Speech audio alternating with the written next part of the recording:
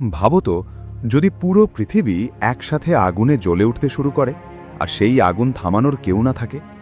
১৯৩৯ সালে ঠিক এমনই এক ভয়ঙ্কর সময় শুরু হয়েছিল, যখন মানব ইতিহাসের সবচেয়ে ভয়াবহ যুদ্ধ শুরু হয়, দ্বিতীয় বিশ্বযুদ্ধ। এটা শুধু একটি যুদ্ধ ছিল না, এটা ছিল ক্ষমতা, মতাদর্শ আর ধ্বংসের এমন এক সংঘর্ষ যা পুরো পৃথিবীকে কাঁপিয়ে দিয়েছিল। আর সবচেয়ে ভয়ঙ্কর বিষয় ছিল, শুরুতে কেউই বুঝতে পারেনি যে এই যুদ্ধ কোটি কোটি মানুষের জীবন শেষ করে দেবে। এই গল্প শুরু হয় ইউরোপের রাজনৈতিক অস্থিরতা থেকে, যেখানে ধীরে ধীরে ঘৃণা, প্রতিশোধ আর জাতীয়তাবাদ ভয়ঙ্কর রূপ নিচ্ছিল। এই সময়েই জার্মানিতে উঠে আসেন অ্যাডলফ হিটলার, একজন নেতা যিনি নিজের চিন্তাধারার মাধ্যমে পুরো পৃথিবীকে নিয়ন্ত্রণ করার স্বপ্ন দেখতেন। তার লক্ষ্য ছিল এমন একটি বিশ্ব ব্যবস্থা তৈরি করা যেখানে শুধু তার মতবাদ এবং তার শক্তি শাসন করবে। এখান থেকেই শুরু হয় এমন এক ঘটনাপ্রবাহ যা পুরো পৃথিবীকে যুদ্ধের আগুনে ঠেলে দেয়। প্রথম বিশ্বযুদ্ধের পর জার্মানি অর্থনৈতিক সংকট ও অপমানের মধ্যে ছিল। মানুষের মধ্যে ছিল প্রচণ্ড হতাশা। এই সুযোগে হিটলার ধীরে ধীরে ক্ষমতায় আসেন। তিনি প্রচার, ভাষণ এবং সামরিক শক্তি বৃদ্ধির মাধ্যমে নিজের অবস্থান শক্তিশালী করেন। সেই সময় ইউরোপ আগেই বিভক্ত ছিল। ব্রিটেন, ফ্রান্স আর জার্মানির মধ্যে অবিশ্বাস বাড়ছিল। এই উত্তেজনার মধ্যেই জার্মানি গোপনে এবং প্রকাশ্যে সামরিক শক্তি বাড়াতে শুরু করে।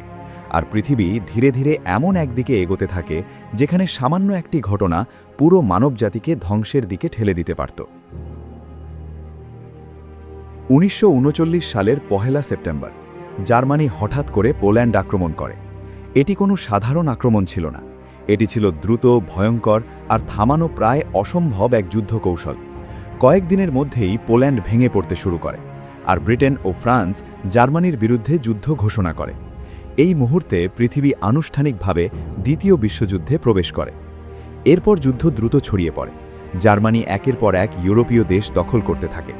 ফ্রান্স পতন হয়, নেদারল্যান্ডস এবং বেলজিয়ামও দুর্বল হয়ে পড়ে। হিটলারের সেনাবাহিনী তখন অপ্রতিরোধ্য মনে হচ্ছিল, কিন্তু এর ভয়ঙ্কর প্রভাব পড়ে সাধারণ মানুষের উপর। শহর ধ্বংস হয়ে যায়, পরিবার ভেঙে যায়, আর চারদিকে শুধু আতঙ্ক ছড়িয়ে পড়ে। ১৯৪১ সালে একটি বড় পরিবর্তন আসে। জাপান আমেরিকার পার্ল হারবারে হঠাৎ আক্রমণ করে। এই ঘটনার পর আমেরিকাও সরাসরি যুদ্ধে যোগ দেয়। এখন এই যুদ্ধ সত্যিকার অর্থে বিশ্বযুদ্ধে পরিণত হয়। ইউরোপ, এশিয়া এবং প্রশান্ত মহাসাগরীয় অঞ্চল সব জায়গায় ছড়িয়ে পড়ে। এই সময়েই আরও এক ভয়ঙ্কর বাস্তবতা সামনে আসে, বন্দি শিবির। এখানে লাখ লাখ নিরীহ মানুষকে আটক রাখা হয়, যেখানে ক্ষুধা, নির্যাতন এবং গণহত্যা ছিল সাধারণ ঘটনা। এটি মানব ইতিহাসের সবচেয়ে অন্ধকার অধ্যায়গুলোর একটি। ১৯৪৪ সালে মিত্রবাহিনী নরম্যান্ডিতে বড় আক্রমণ চালায়, যাকে বলা হয় ডি-ডে। এটি যুদ্ধের সবচেয়ে গুরুত্বপূর্ণ মোড় ঘুরিয়ে দেয়। ধীরে ধীরে জার্মানি পিছু হটতে শুরু করে। হিটলারের সেনাবাহিনী, যা একসময় অপ্রতিরোধ্য ছিল, এখন দুর্বল হয়ে পড়ে। ১৯৪৫ সালে অবশেষে সেই মুহূর্ত আসে যখন হিটলারের শাসন ভেঙে পড়ে এবং জার্মানি আত্মসমর্পণের পথে যায়। কিন্তু যুদ্ধ তখনও শেষ হয়নি। সবচেয়ে ভয়ঙ্কর অধ্যায় তখনও বাকি ছিল। ১৯৪৫ সালের অগাস্টে আমেরিকা হিরোশিমায় প্রথম পারমাণবিক বোমা ফেলে। কয়েক সেকেন্ডের মধ্যেই পুরো শহর নিশ্চিহ্ন হয়ে যায়। মানুষ বুঝতেই পারেনি কি ঘটেছে। ৩ দিন পর নাগাসাকিতেও দ্বিতীয় বোমা ফেলা হয়। এই ধ্বংস ছিল এতটাই ভয়াবহ যে মানব ইতিহাসে আগে কখনো এমন ঘটনা ঘটেনি। এরপর জাপান আত্মসমর্পণ করে এবং দ্বিতীয় বিশ্বযুদ্ধের সমাপ্তি ঘটে। কিন্তু আজও একটি প্রশ্ন মানুষকে ভাবায়, এই যুদ্ধ কি সত্যিই এড়ানো যেত? হিটলারের উত্থান কি আগেই থামানো সম্ভব ছিল? আর পারমাণবিক বোমা কি সত্যিই প্রয়োজন ছিল, নাকি এটি ছিল শক্তি প্রদর্শনের একটি মাধ্যম? আরও একটি রহস্য হল, এত উন্নত গোয়েন্দা ব্যবস্থা থাকা সত্ত্বেও কিভাবে এত বড় ধ্বংস কেউ থামাতে পারল না? কিভাবে পুরো জাতি একটি মতবাদের পিছনে অন্ধ হয়ে গেল?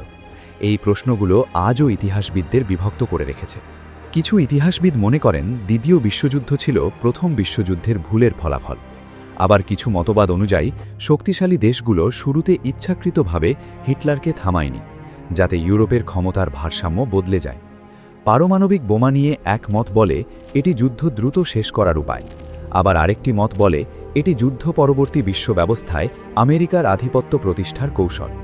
আরও একটি মত হল যদি হিটলারকে শুরুতেই থামানো যেত তাহলে হয়তো এই যুদ্ধ এত বড় আকার ধারণ করত না, কিন্তু ইতিহাসে যদি শব্দের কোনো জায়গা নেই।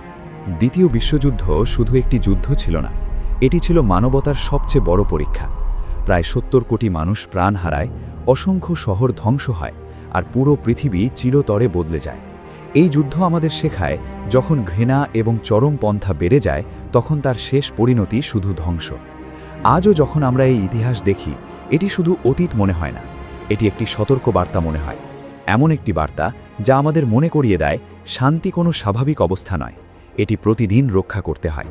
কারণ যদি আমরা ভুলে যাই তাহলে ইতিহাস আবার নিজেকে পুনরাবৃত্তি করতে পারে।